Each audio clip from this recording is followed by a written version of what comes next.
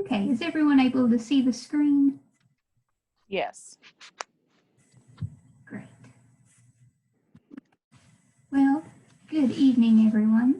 My name is Natalie Covage. I'm the Community Outreach and Resource Development Director here at CASA of the Heartland. I just want to thank you for taking time out of your day to learn more about CASA and how you can make a difference in a child's life here in Hardin County. So this is a virtual CASA 101 information session. Typically we hold these in person, but of course with COVID going on, we've kind of had to adapt. But we're glad you're here, and again, appreciate you taking the time out of your day to learn more about CASA. Today's agenda, we're going to talk about, what is CASA? Because kind of when you think of CASA, you think of house. So we're going to talk a little bit about what CASA is, what CASA volunteers do. That can be anything from visiting a child, getting to know a child, and up to going to court and advocating for them. And then a little bit later on, you're going to hear from one of our other staff members, Patty Mayhew, she's going to talk about what CASA volunteers do, but also training requirements. So what's required before training, what training looks like, what post-training looks like, and how do you get assigned to your child to be able to advocate for them. And towards the end, we're going to hold a Q&A session. But if at any time you have any questions during the presentation, there is a chat box that you can use. So feel free, if at any time we're talking about something and you have a question, feel free to type that in and we'll refer back to that when we get to the Q&A session. So we'll go ahead and get started. So what is CASA? So back in 1977, Judge David Sukup, who is a Seattle court judge, he was concerned about making decisions on behalf of abused and neglected children because he didn't feel like he had enough information. So he came up with this really great idea of appointing community volunteers who would make recommendations for these children, but also advocate in their best interest. So he held a community meeting. He was expecting maybe 2 or 3 people to show up, but instead 50 people showed up to this meeting, interested in learning more about how they can help. So at that point he said, this is going to work. So kind of fast forward, the National CASA GAL Association, of course, CASA is court-appointed special advocates, but they also have guardian ad litems, which is that GAL acronym. The National CASA GAL Association was created in 1984. So years later, here in Hardin County, CASA of the Heartland was created in 2007. And once we became a nonprofit, a couple of years later, back in 2009, we served our first child, served 12 children with 10 volunteers. You're going to hear a little bit later on about how we've expanded our reach and how we've been able to serve more children. And kind of a side note too, we're also part of a Kentucky CASA network and the National CASA Association. So the Kentucky CASA network is our state network. It's made up of 23 local CASA programs that span across Kentucky. And then the National CASA Association is, of course, nationwide. And since the creation of CASA by Judge David Sukup, over 1 million children have reached the safe permanent home because a CASA volunteer was assigned to those children. So what is our mission? So, court-appointed special advocates of the Heartland, we recruit, train, and support community volunteers who advocate on behalf of dependent, abused, and neglected children under the protection of the Hardin County Family Court System. So you're going to hear a little bit later on about our waiting list. And this kind of ties into our vision. Every child who needs a CASA volunteer has a CASA volunteer. And we have right now an average of 90 children who are on our waiting list. We have never had enough volunteers to fill that need, which is part of the important part of that recruitment piece. And when you look at training, we try to hold 4 trainings per year. And with COVID-19 kind of coming into the picture this year, we have shifted our in-person training into a virtual training, which we have enjoyed, and hopefully in the future we'll continue implementing that. And also you're going to see this support. We can't tell you enough how much support you're going to receive as a CASA volunteer. We always say that you're not going into this alone. You have staff who have also served as CASA volunteers. They've advocated for children. They are going to be there for you as you go throughout this journey as a court-appointed special advocate. I'm going to talk a little bit about the need for CASA volunteers. So between 2016 and 2019, there's been a little over 25% increase in dependency, neglect, and abuse petitions in Hardin County. Back in last year, 775 new petitions for child dependency, neglect, abuse cases just in Hardin County. And you can see this wait list again, 88 children currently, but on average, we have about 90 children on our wait list at any given time. So kind of to shift from the need to how CASA volunteers make an impact, in 2019, we had 170 Hardin County children served.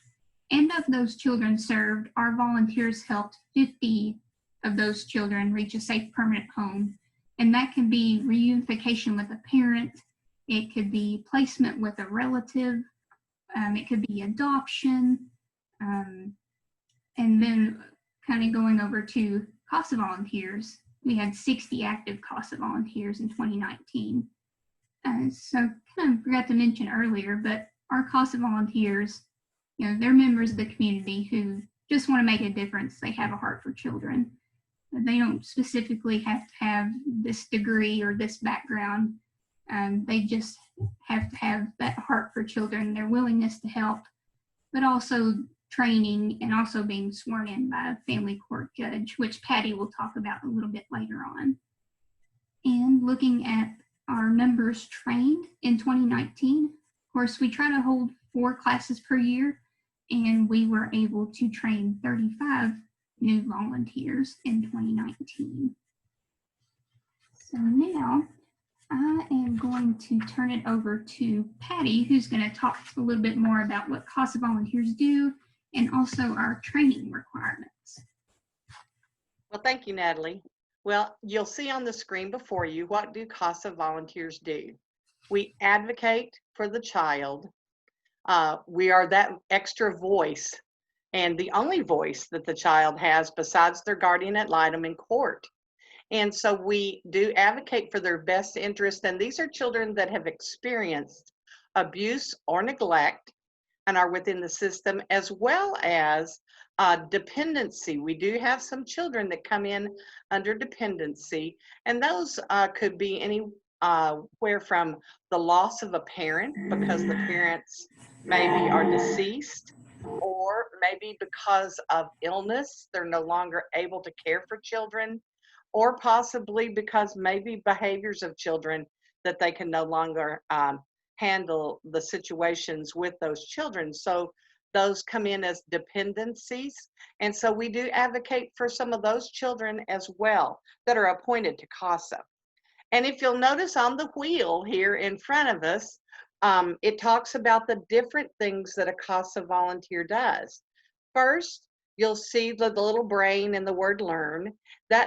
We are going to want to learn all we can about our child that we're advocating, our children that we're advocating for, and their family. When you're appointed to a case, We have files that already tell a little bit about the family and the situation and why the petition, which is what's written about the family and the child, for them to come into court to begin with. And that will help us start that learning process and get things rolling. Then we're going to want to get to know the child a little bit better. So we're going to engage with them, and we're going to engage with them during visits. And as an advocate for our children, you would be asked to visit a minimum of once a month. But if you would like to visit more often, it helps sometimes to develop that camaraderie between both of you all, and the child learns to trust and that you're going to be there. That's one thing that we really encourage with our advocates, because the social workers a lot of times are changed on cases, not because they asked to be changed or for any particular reason, but just because of situations that might be going on within their business realm. Then, or if someone moves on, they might experience several different people, and we're that one person that continues to remain, in their lives. And as you learn about the child, and as you learn about what's going on within this case and their placement, and possibly other things that are necessary for this child to be successful, you're going to speak up on behalf of that child. And the next circle says recommend. You're going to recommend things to the courts through a report that we put together that's not complicated. You don't have to have fantastic writing skills. The judge just wants a plain and just real down to earth recommendation on what you see and what the needs are for that child. It might be in services they need. It might have to do with the placement they're in. It might need to be done in some different monitoring of some things, but you're going to recommend those things to the courts, and you would remain doing that until this case closes in the courts. The next thing you'll see is the circle, and it's two people with their hands held together. And that's because we collaborate. We collaborate with the different services that the child might be receiving. And not only do we collaborate with services they may be receiving, but it may be necessary for them to have some other services that have not been started. And you may recommend that in your recommendations to the court, as you saw in the earlier circle. And you would talk with the judge, if asked, what you feel like is in the best interest of the child, and maybe some other things that they need to help them be successful in their lives. And then, of course, I have referred to the report, and the next circle shows the gavel and the little sounding block, and that represents the court hearing. And the court hearing is where we go and we do represent that voice that the child doesn't get to have during that court setting. We share with the judge what the child would like. Maybe we don't always agree with what they would like, but we do share with the judge and explain then how we feel about some of those concerns on the child's part. So besides the recommendation and talking about collaborative services, we also talk about the feelings of the child in that report to the judge. So that is our voice of that child that we are representing. So those are some of the things that we do as an advocate. It might sound like a whole lot, but it kind of happens all at the same time. Like you see the circle right in the middle. We're representing that child that's in the very center of that circle. And so one thing I'd like to see on there is we talked about that, you just have to have a little heart for that child. I'd love to see a little heart right in the center of that child on that slide, because that's actually what it is. They steal your heart. And so best interest, advocating for the child. It becomes the best interest of what you feel and you see, and that you can substantiate. And that's what's important too. A lot of times we have what we call a gut feeling about things, but to able to report that to the court and to able to report those needs, We have to be able to say absolute that these things are happening, not just we feel they may be happening. And so that's part of what volunteers do. And they don't do it alone.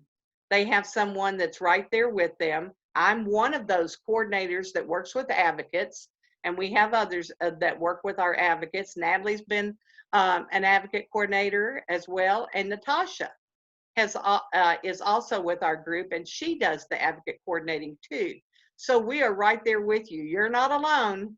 We wouldn't hang you out there all by yourself to figure it out. You always have that support from us. Okay, Natalie, next.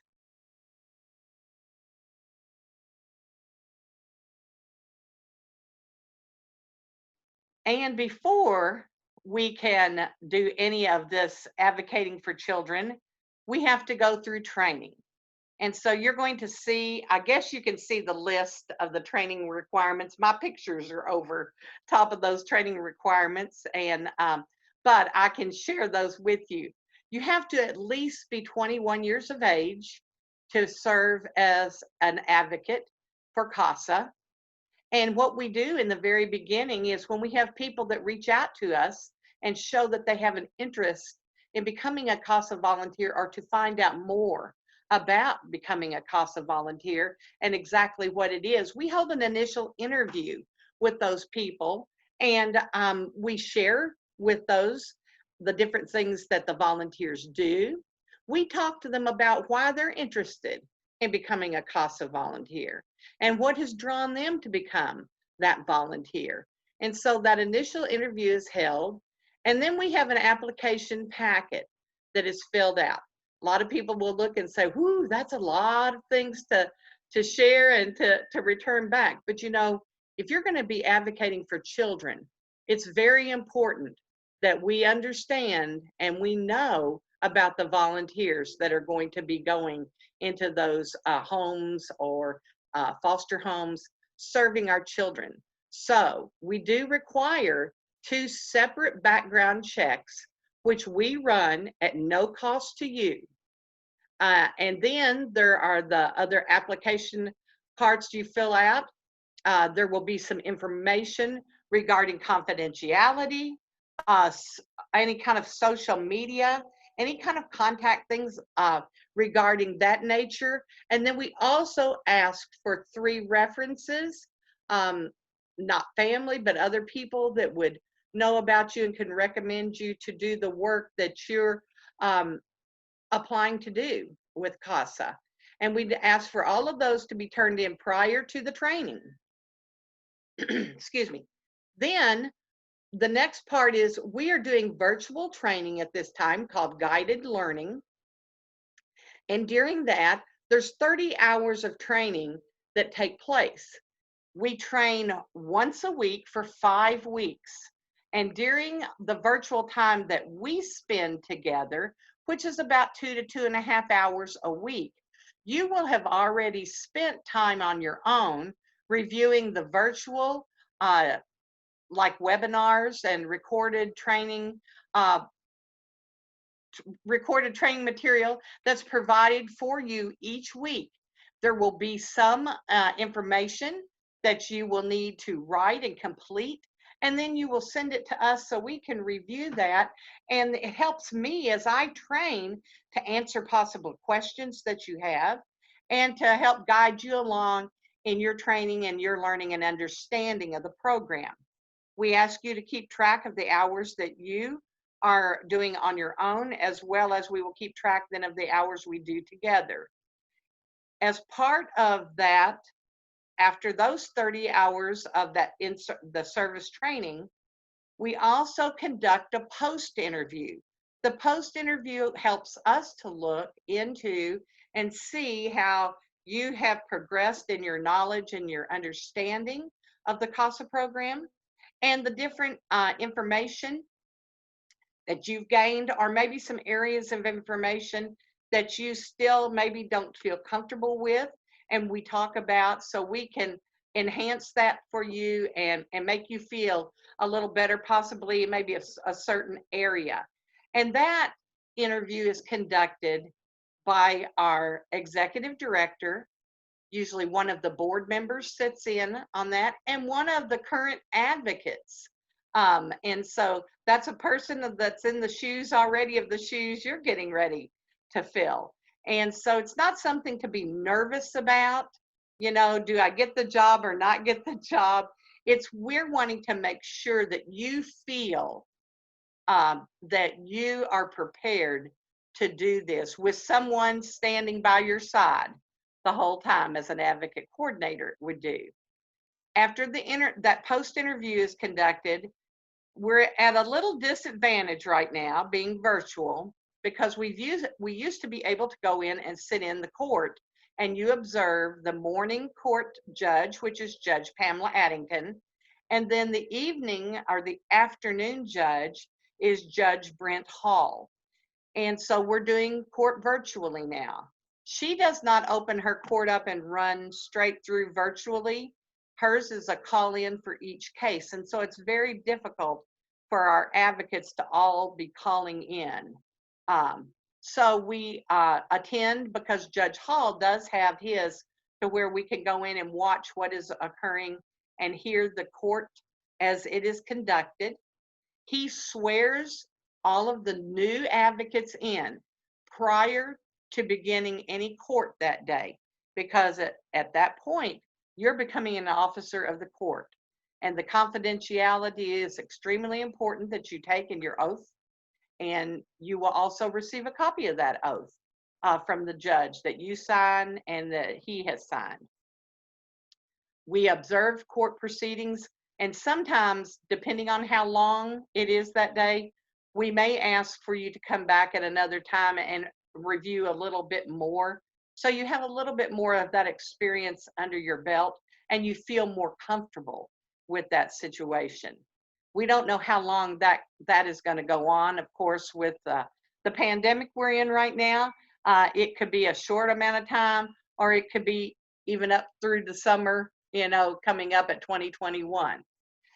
But then next, we have, after you become an advocate, we need to continue our training and learning as well, because there's many new things we may encounter as an advocate, or we can't train you for everything that may come within a case. And so there are a lot of webinars. There's things that we put on as CASA of the Heartland for you to attend, but 12 service hours per year are required of our advocates just to keep up their training and their knowledge in this field. And so those are the training requirements that we as CASA of the Heartland have at this point in time. So as I say to you, that every document we have in Kentucky, in CASA of the Heartland, our Kentucky CASA network, and our National CASA network are all what we call living documents. And so they're adjusted and modified a lot of times at different points of times.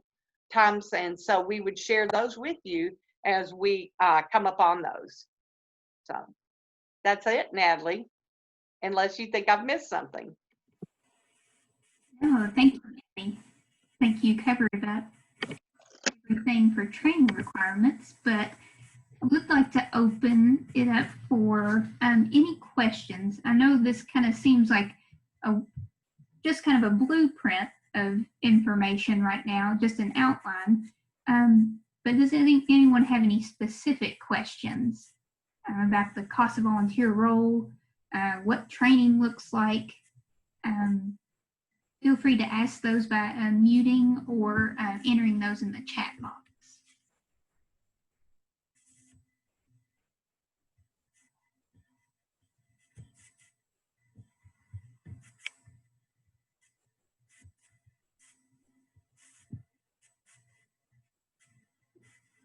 And we have prepared some questions ahead of time. These are frequently asked questions. And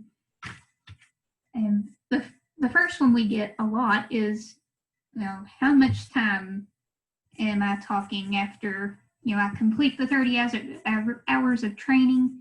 How much time is advocating for a child going to take during, let's say, a month?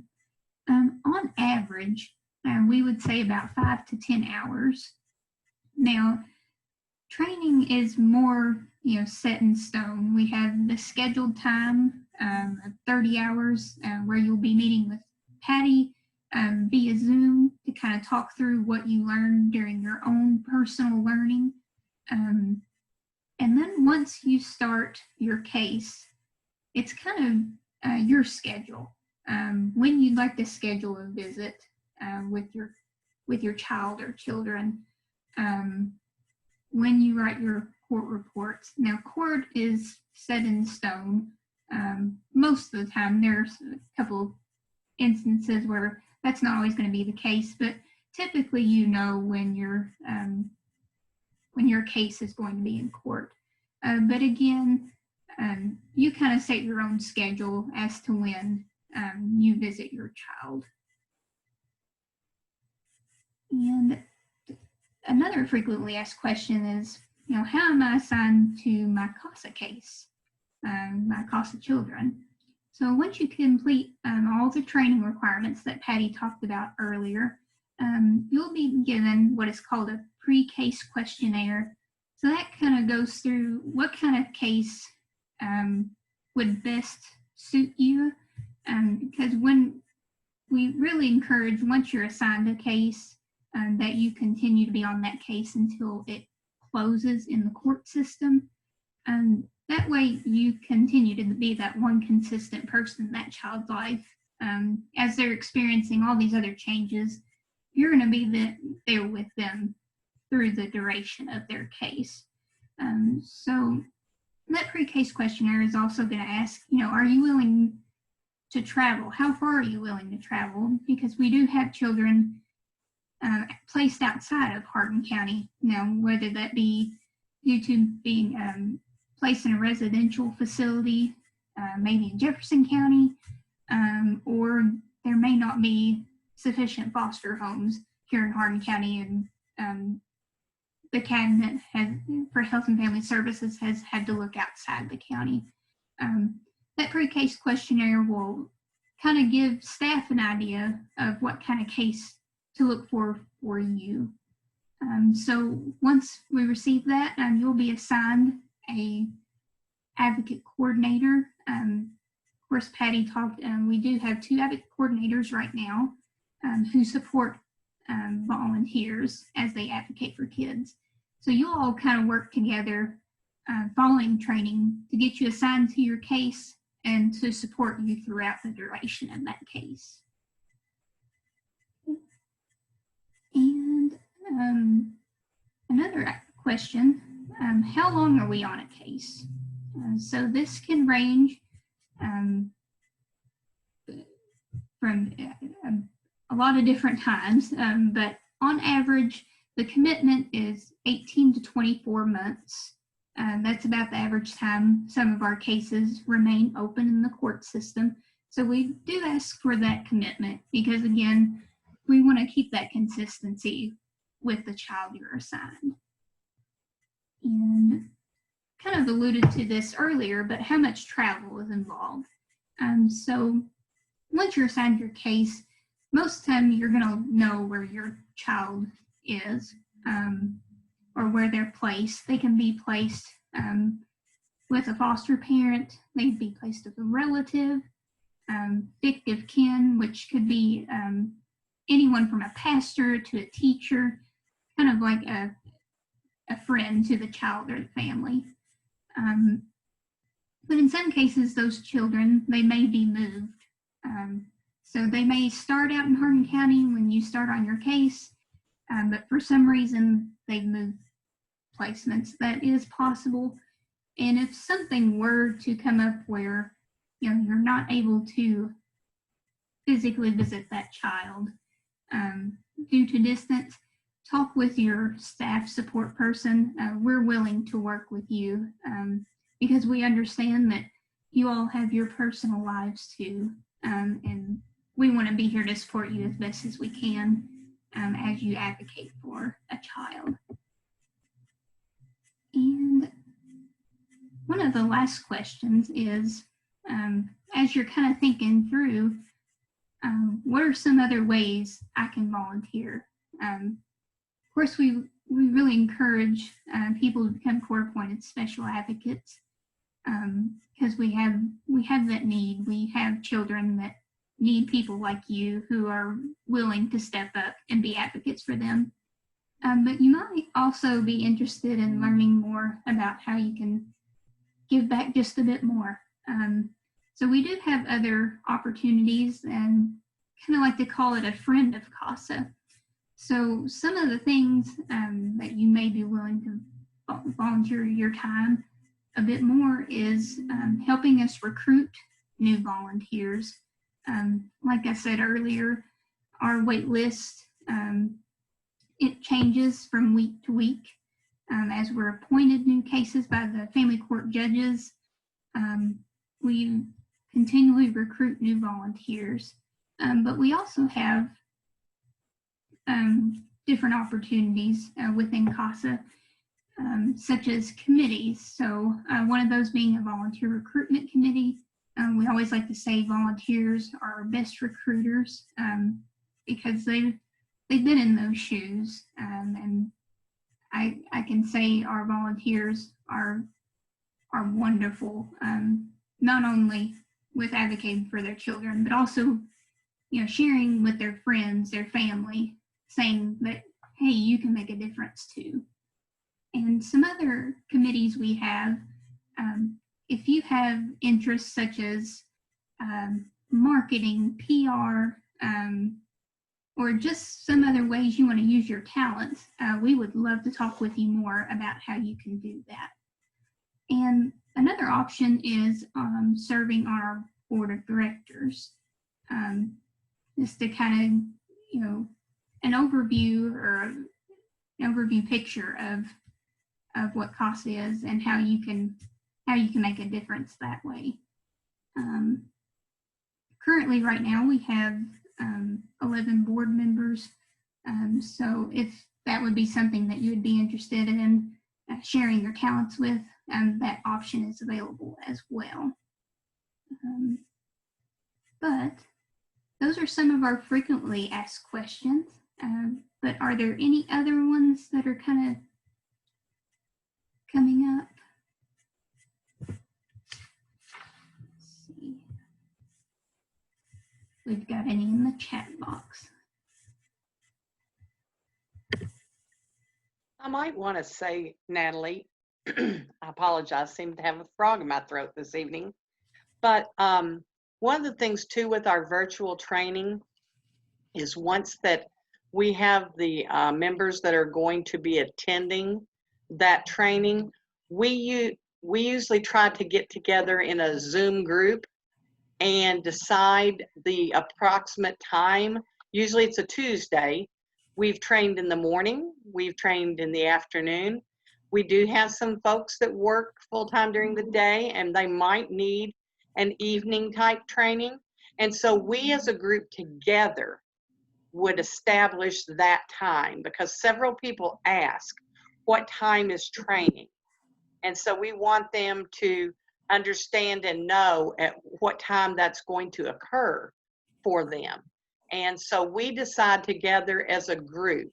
And so you may have, a certain number, maybe a little bit larger in one group than the other. Usually a guided learning class is like 5 people. That's what they want us to have. But if we have to sort of divide up and maybe we have a few more than just those 5, we might have to have an evening for the ones that work. And then if some need to do it during the daytime, maybe while the children maybe are going to school. Some people do have children that are in school and they need to do it at that time, or they work a second shift. We want to make it available to the best time of those folks that want to train and want to become an advocate for our children.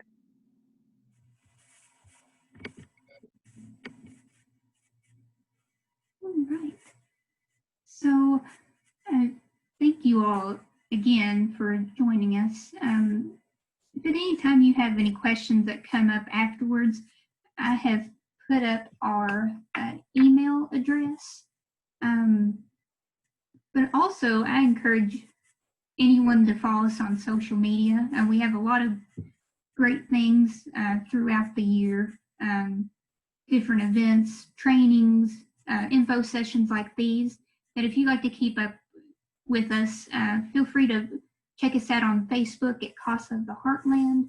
We also have an Instagram page at CASA Heartland and our YouTube channel, which we will upload our info session to at CASA of the Heartland.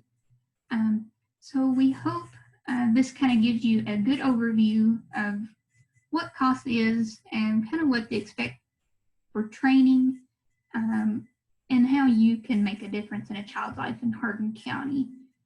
So again, if you have any questions following the info session, feel free to reach out to us at CASA staff at casaheartland.org, and we hope to talk to you soon.